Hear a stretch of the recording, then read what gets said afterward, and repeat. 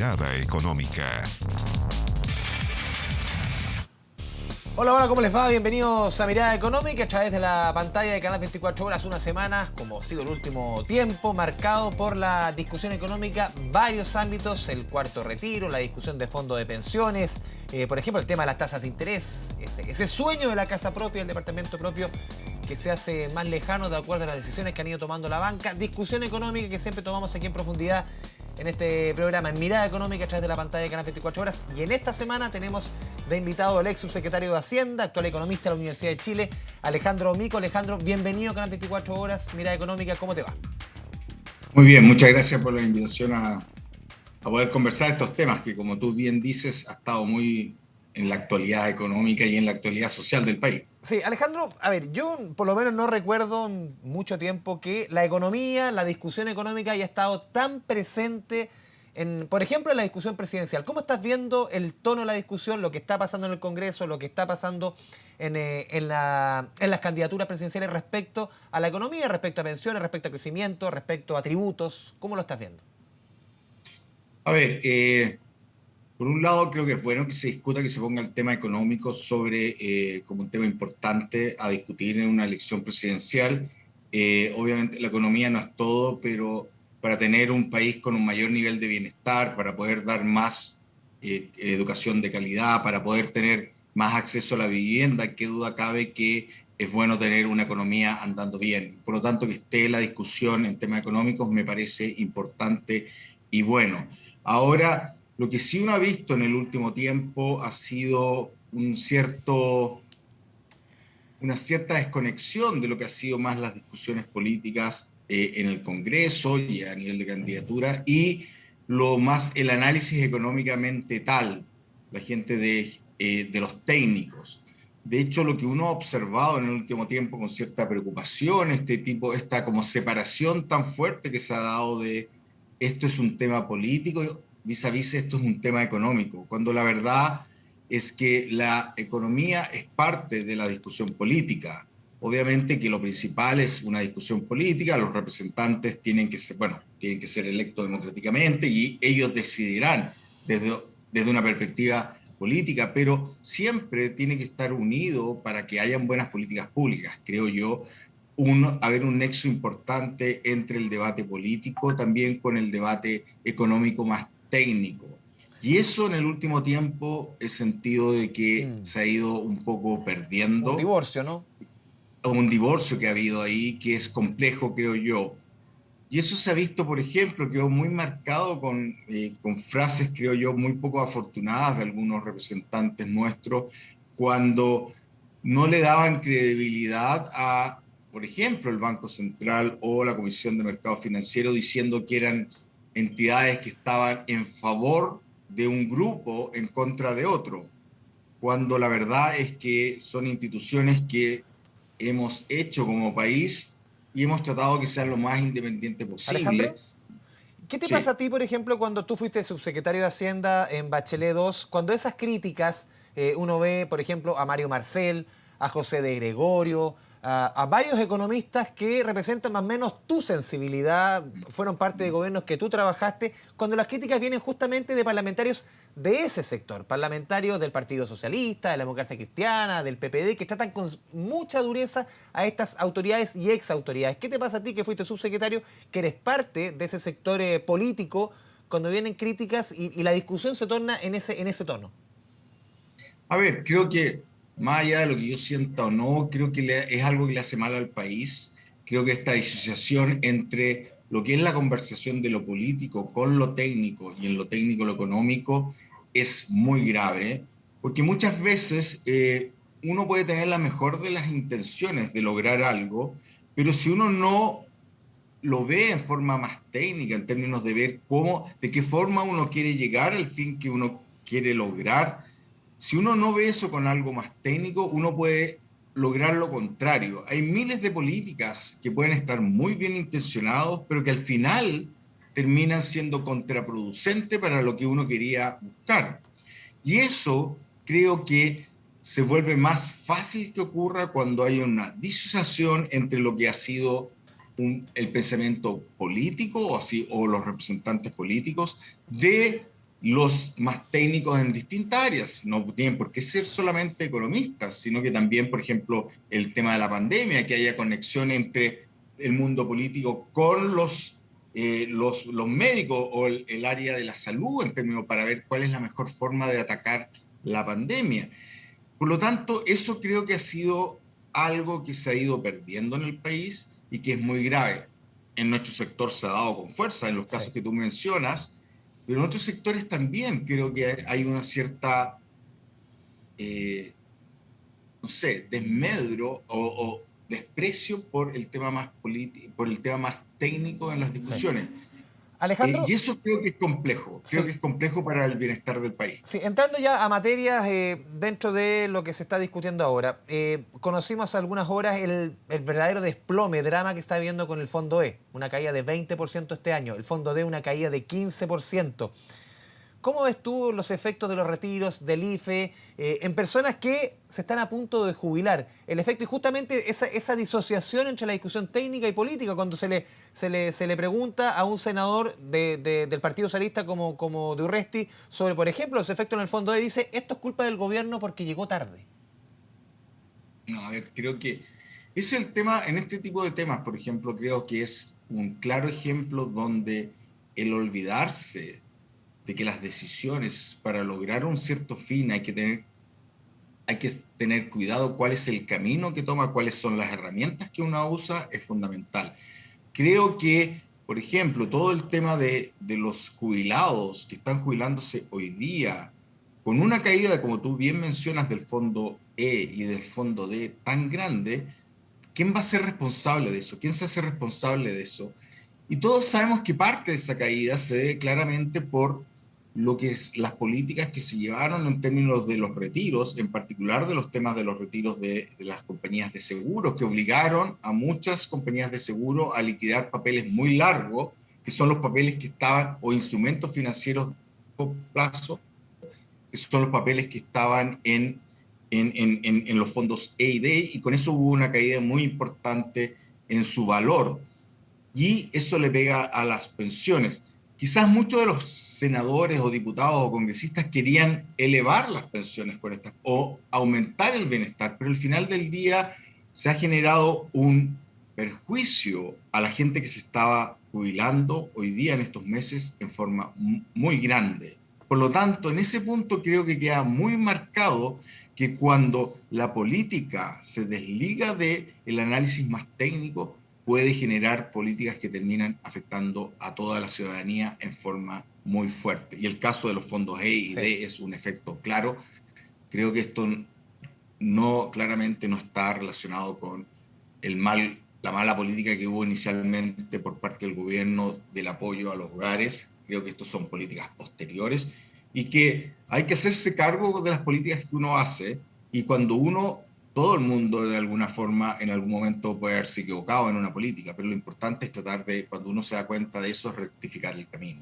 También hemos visto, Alejandro, lo que está sucediendo, lo mencionamos, el fondo E, el fondo D, también en las tasas de interés. Están en nivel más alto en los últimos 3 años y medio. Son varios meses consecutivos de alza. Ya unas tasas que conocíamos de 2, 3%, hoy día están en 5, 6%. Lo han explicado los bancos. Personas, quizás el piso antes para acceder a un departamento era un sueldo más o menos promedio de 750.000 pesos. Hoy día es de 1.300.000 pesos, más o menos el promedio.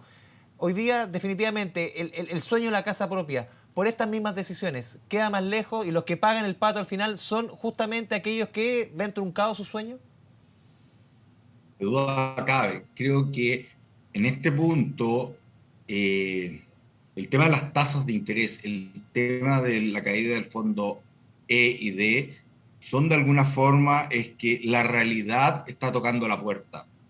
La realidad de que cuando uno empieza a hacer políticas que no están bien pensadas, cuando uno toma políticas que de repente son de voluntarismo, uno puede empezar a hacer que la economía empiece a andar más mal.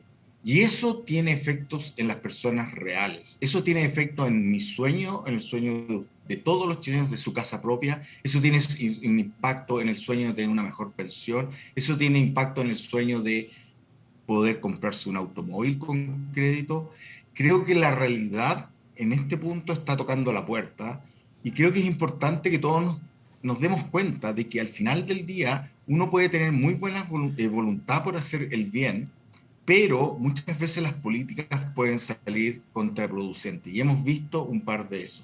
El otro, creo que el tema de algo que para nosotros desde hace ya como 30 años era un desde, que era tener una política macroeconómica muy ordenada, ser muy prudentes en términos de no prometer más de lo que podemos gastar, de lo que podemos recaudar, empieza a cobrar la cuenta. Hemos visto muchas veces en muchas ideas que son ideas que pueden ser loables, pero tienen un gasto público gigantesco que como país, por desgracia, no va a ser posible financiar todo a la vez. Y empezamos a hacer promesas de algo que va a ser imposible de cumplir. Y eso empieza a generar inquietud respecto a si vamos a mantener las cuentas fiscales ordenadas. Y cuando las cuentas fiscales no están ordenadas, empiezan a subir las tasas de interés, empieza a producirse el cierto castigo por parte de los inversionistas internacionales, decir, sabes que este país es posible que a futuro aumente mucho su deuda y empiece a haber más problemas con el repago. Creo que estamos lejos de entrar en una situación de crisis, pero creo que la realidad está tocando en la puerta y es bueno que ojalá en esta discusión de presidenciales se escuche que la realidad está tocando la puerta Alejandro, de Chile. Sí, te quiero preguntar también por el duro diagnóstico que hace The Economist, uno de los semanarios más importantes en materia económica británico. En su última edición dice, los eventos de las últimas semanas y años sugieren que en realidad Chile se parece más a uno de sus vecinos disfuncionales. Ese es el análisis que hace The Economist. ¿Cómo lo ves tú? A ver, creo que es un poco más extremo. Lo que sí yo veo es que de alguna forma, vuelvo a insistir, en lo que creíamos que era un tema, un desde, que ya no teníamos que preocuparnos de los temas más de, si yo hago una reforma, ver que esté bien financiada, si yo hago una promesa, poder decir que sí la voy a poder financiar, si yo le planteo algo al país que esté bien pensado, creo que eso se ha ido perdiendo un poco y creo que al final del día es complejo. Lo que se dice, el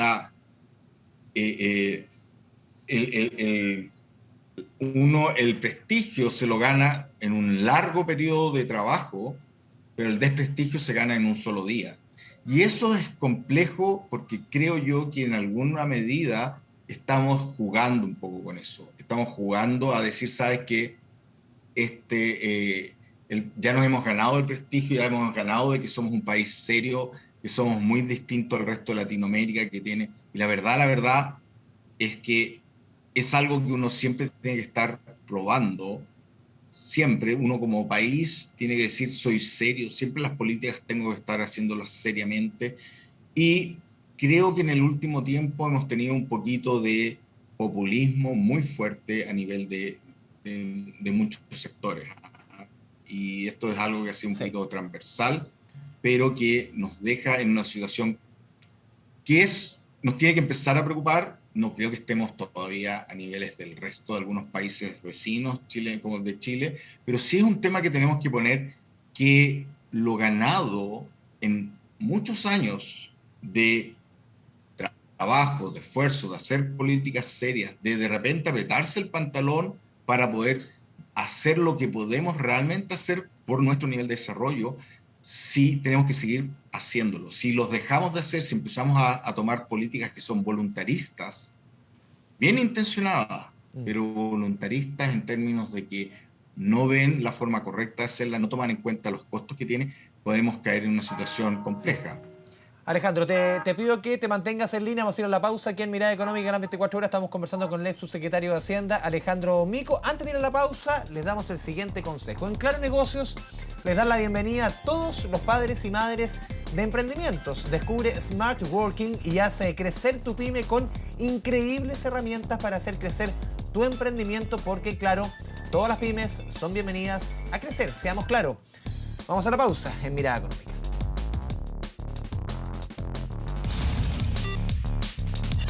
Mirada Económica. Mirada Económica.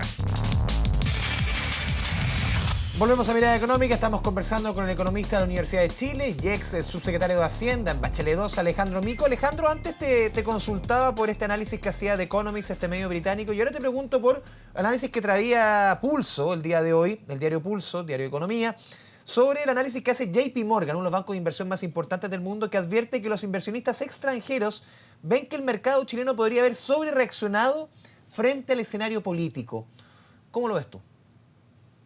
Yo creo que dos cosas. El tema de, que duda cabe que estamos en un proceso de transformaciones. Creo que lo que pasó obviamente con el estallido social es un tema de que nos pone un mandato en términos de hacer cambios de políticas de más contra las desigualdades, contra los abusos, contra la colusión, una serie de temas que nos puso, y eso se ha ido llevando de a poco con procesos eleccionarios entre medios y un proceso constituyente hoy día. Obviamente que eso genera cierto nivel de ruido a nivel económico. Uno no sabe cómo va a terminar siendo lo que salga de la constituyente en términos de temas económicos. Uno no sabe lo que puede terminar saliendo en términos de la elección presidencial. Por lo tanto, más ruido tenemos, que duda cabe. Ahora, si hubo sobrereacción o no del mercado, la verdad que los mercados siempre tienden a ser más volátiles que la realidad. Ahora, que en algún momento podremos haber tenido una sobrereacción con movimientos importantes del tipo de cambio o de las acciones, no quita sí otro tema, que hay un ruido base que ha ido subiendo.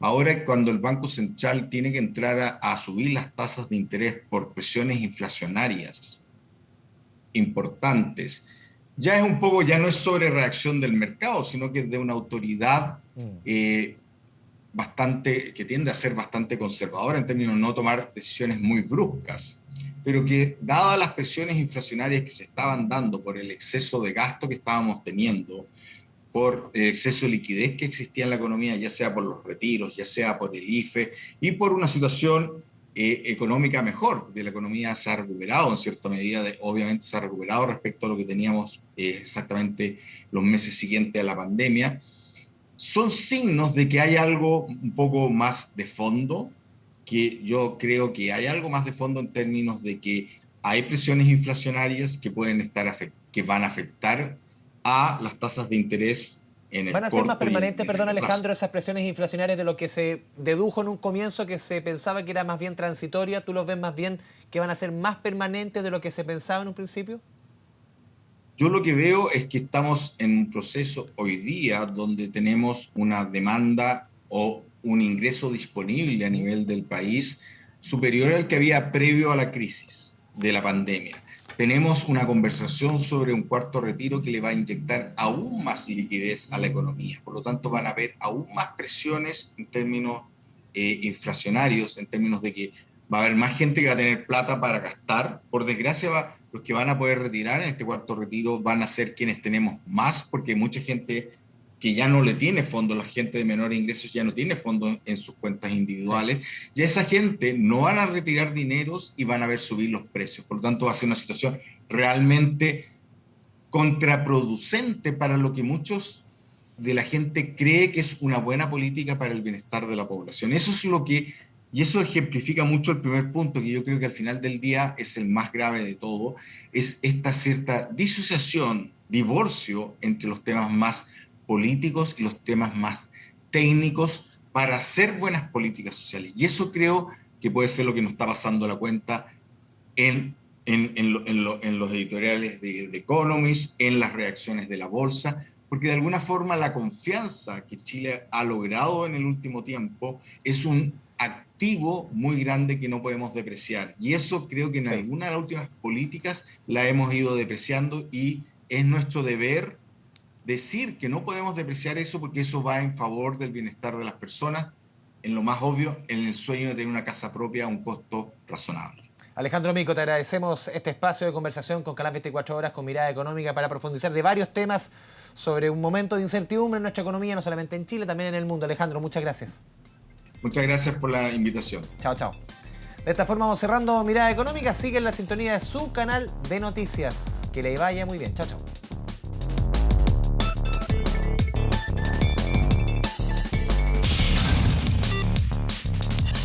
Mirada Económica.